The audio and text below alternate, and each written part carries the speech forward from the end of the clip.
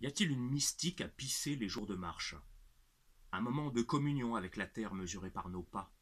Quelque chose d'animal comme le loup, le lynx ou l'ours marque le territoire?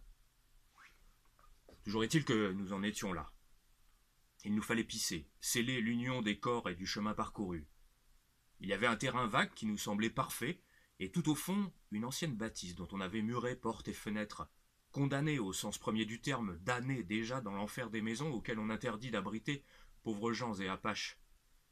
Et nous avons pissé dans l'herbe haute de l'été qui n'en finissait pas. Devant nous, des croix dépassées d'un mur. Un ancien cimetière, même pas indien, pas de malédiction à craindre.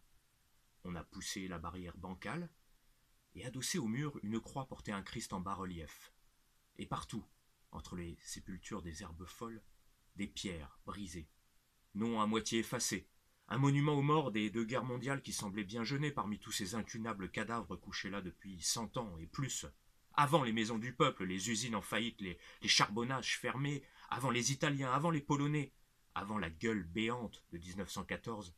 Et nous, debout dans l'allée envahie d'herbes folles, c'était comme enjamber le charnier du XXe siècle.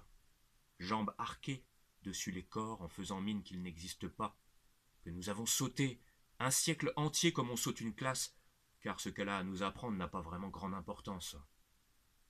Les tombes, ici, sont presque toutes à l'abandon, sauf une, fleurie d'un mystérieux bouquet 100 années après qu'on y a descendu le corps. Qui donc vient fleurir cette tombe aussi longtemps après? Qui donc enjambe comme nous le siècle et pleure la perte ancienne comme un deuil éternel?